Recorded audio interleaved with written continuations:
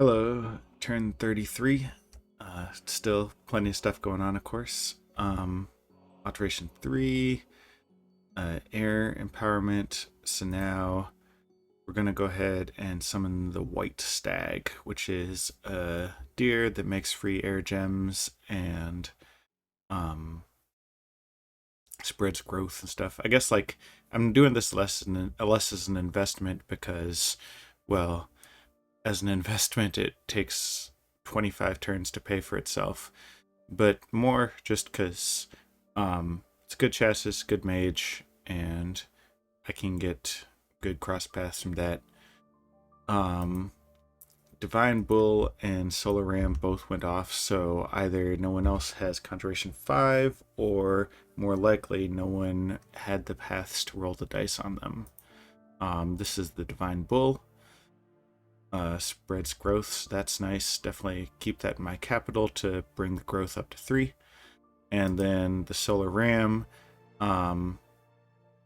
makes 100 gold per turn, which is also really nice. So I'm going to have the Solar Ram go around searching. Let's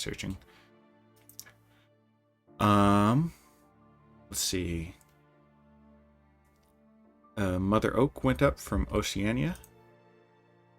Now, Oceania, I think, is AI. Atlantis is AI. Relay is human. Pelagia is human. Oceania is human. Okay. It's definitely a power play, for sure.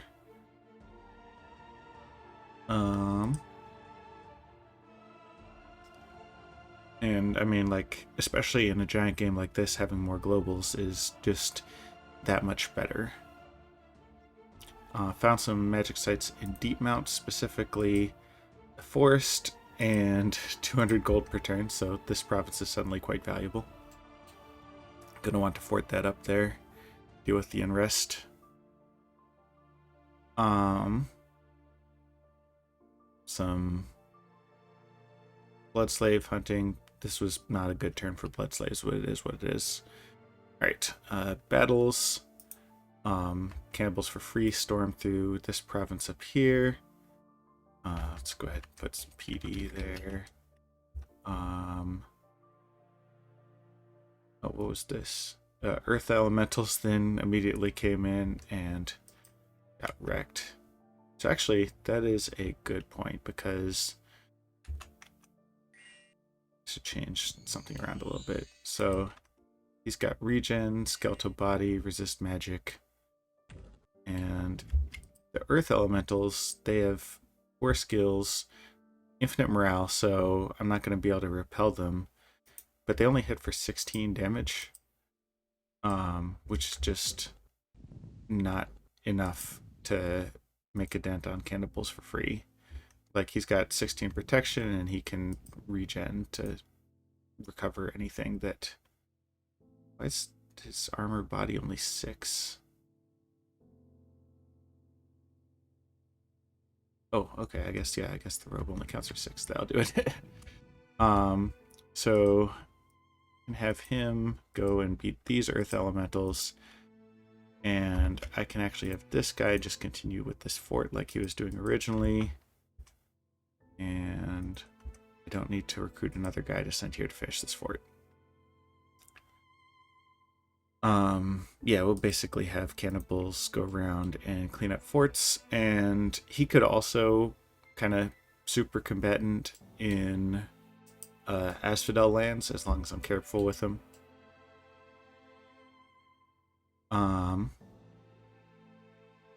Let's see here.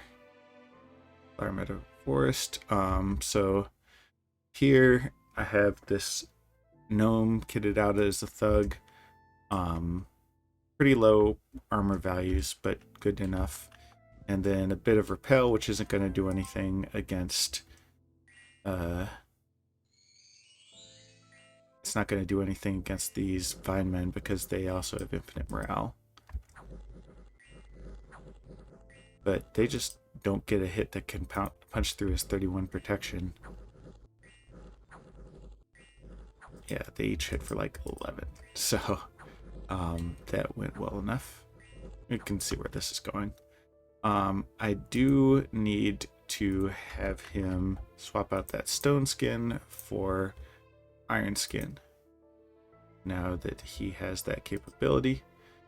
But this guy's got 0 encumbrance, and the other thing is I gave him these artifact bracers, which counts as a different slot, so temper armor helps get with both of them. If I want to go really nuts, I could also give him a flame helmet, but that's just excessive. It's a waste of a flame helmet. I could get protection up to 40, and that'd be something of a meme, but I don't think I need to do that. Alright, Shambhala attacked in the Kachian forest with a bunch of crap. Pangea attacked Ashdod with just a bunch of sacreds. Again, this is AI Pangea, and this is interesting because AI Pangea and AI Satis are closing in on Ashdod, which is kind of embarrassing for Ashdod to be beat up by the AI. But it's also like, we'll just have to see if Ashdod can repel these AIs, and if it can't, then well, that'll be interesting, I guess. The AI is infamous for not being very intelligent, but it does also just deploy a shit ton of dudes. So, I mean, throwing a bunch of white centaurs at you is going to be annoying, to say the least, especially if you don't have thugs to deal with them. Theoretically, Ashdod should, but that's still a challenge they're going to have to work out. Then over in the Saran forest, I wiped out who retreated? I don't know. Mostly just working off of the back of my better units here. I didn't do much in terms of actual magic, but I've got good units. So these guys just flanked and ate a bunch of dudes, and then the Reavers came to finish off what the Lions didn't. These Lions got scared, which is good information for me to have. Gonna storm the castle, assuming that these guys are not able to break them free.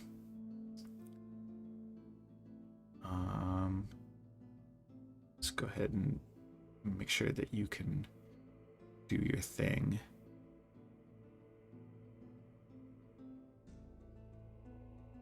Let's see. That's 20, 25. Okay, rather than enlarging yourself, let's have you cast Fearsome Visage. And fear should help out a lot. This guy's just on cast spells, which maybe I should be more specific. Let's go ahead and just give a bunch of people luck. Next turn, we'll turn that into Body Ethereal. And these green lions, let's go ahead and have them at the back, since they kind of just ran in and got scared. And I don't need that. Here, first Moloch Thug did well. So he's gitted up to the gills, which ordinarily would be kind of wasteful, but it's fine for this purpose. I have the kit. Better to put it to work than just having it sit around useless. And if I'm going to be fighting Black Centaurs and Panic Apostates and stuff like that, the extra kit will be nice. So I'm trying to hit Asphodel where it hurts, namely in the unforded temples. That'll greatly reduce their rate of free spawn and reduce the prevalence of their dominion. Over here, I'm breaking siege. And actually, let's go ahead and look at everybody, because I wanted to note that I sorted out the foul spawn that I've got. And this guy and these foul spawn will not be taking part. And it's annoying to have to do that. Oh yeah, these guys will not be taking part as well. But I think it should be effective. So what's going on here? These guys are all armor-piercing dudes. So they have armor-piercing tentacles and armor-piercing life drain. These guys, which are staying back, just have these weak fists. They're great for siege and nothing else. So no point sending them to get killed and possibly cause an HP rout. Spiders have their webs, so we want them to not be the front of the charge. We want them to kind of come up alongside the charge and web some dudes. Unfortunately, these are not shot webs. They're regular attack webs, but the webs are still quite powerful in their own right. These guys are staying behind. We've got more, so we've got these levers. Again, they're great for siege, but not for combat versus Asphodel. Other nations might be annoyed by getting leprosy, but even so, like, their attack value is so low and their protection is so low that they'll just get killed before they can disease anyone. Poison Spit, ordinarily pretty handy, but useless against Asphodel. And actually, these guys have tentacles, which are armor piercing, so maybe they should actually participate. In which case, I will throw them in with you. Then we've got some Reavers, some more Reavers, and, well, I guess these are technically warriors, not Reavers. This guy's joining along with them. He doesn't berserk like the Reavers, but he has 4 armor-piercing tentacle attacks and a bunch of HP. We've got these marble lions I've been free spawning with that artifact I made. And then these guys are more armor-piercing tentacles, and some hard-hitting bites. So they'll be up front and they'll take more of the early hits, and that's okay. Someone needs to soak up a charge after all. Then in the back, these guys are all the heavy hitters. So we've got Draco Lions. The poison gas doesn't do so much, but they regen, they fly. Unfortunately, I don't have a way of keeping the Draco Lions from flying to the back and just getting killed right away. It is what it is. The Ettins, of course, just hit like fucking trucks. They're ambidextrous, but that doesn't matter because they just have one big great club. I could consider Gift of Reasoning dudes like that into thugs, but because they not only are they ambidextrous, they also have 2 heads, which is pretty cool. But that's a ways off. And then this guy is just a boss, fire breath, and a bunch of attacks. These guys have a ton of claw attacks, and then the cockatrice does its petrification thing. So the intent is that these guys will stay in the middle. The more weakly equipped foul spawn will pass them, and then they'll kind of come in over the back right away and deliver those heavy hits. We'll see how well it works. This guy is a cheap repel thug. I'm probably going to lose him, but I just want to try and see how well he does with repel here. And then spells. I'm setting up a small smite communion, so these guys will be slaves, which will bump everyone else up. And we can have a bunch of masters casting Syllable of Death without any worry because there is no fatigue cost. So that's what's going on to break that siege. I'm facing off against 100 dudes, and I have 200 dudes of my own, so I already have numerical superiority. Plus, I have actual, like, logic, unlike the AI. So I'm hoping that this will just be a rout. But we will see. Obviously, can't be overconfident. Meanwhile, down here, the AI did not elect to attack me last turn, so they're just building up more of a mannequin horde. The ideal for me would be to just send in a thug and destroy them all at once. But we will see if that's even remotely possible. Theoretically, once I get Alteration 5, I could have this guy just cast Body of Flames and gear himself up with a bunch of armor and basically let them bounce off of him.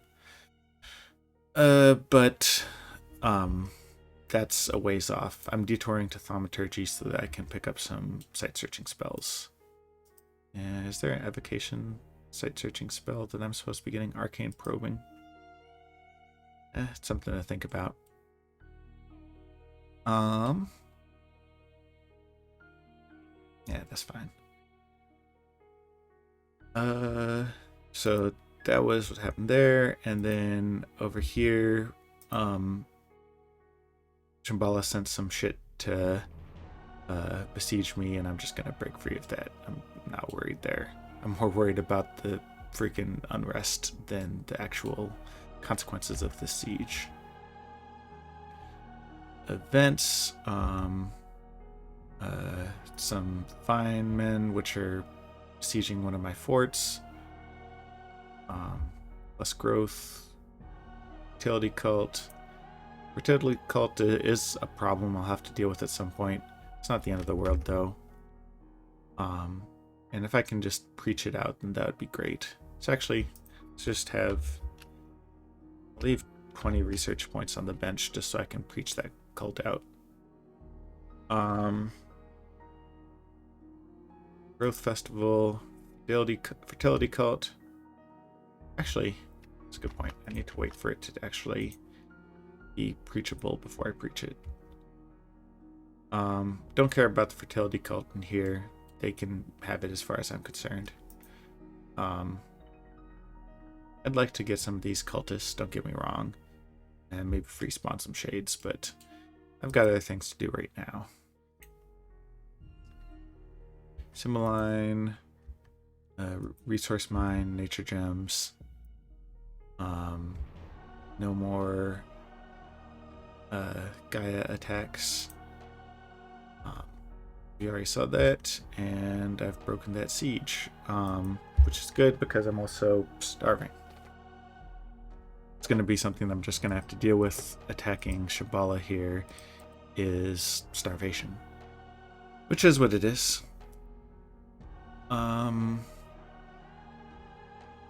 Ideally, I could send... Yeah, let's go ahead and forge a picnic basket, and I can send that in after I break this siege. I just don't have enough troops or lions or anything to break the siege this turn. That is fine.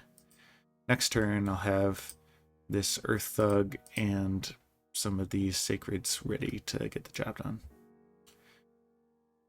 Alright, the other big thing, and it is a big thing, is that Ruggiero got tired of playing a 100+ province empire. He was, and I don't blame him, like, that's huge time commitment from him.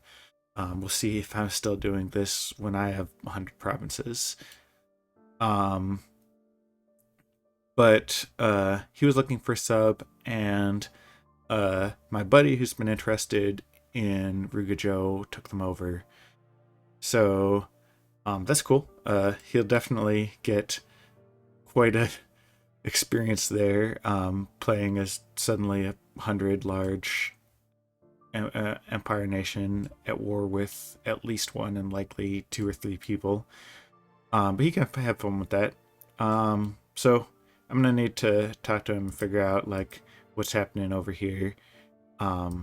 I assume that he's got better things to do than make an enemy out of me, particularly over such a narrow front, and particularly when, regardless of what the previous Ruggiero player may have believed, I do have some anti-thug stuff ready to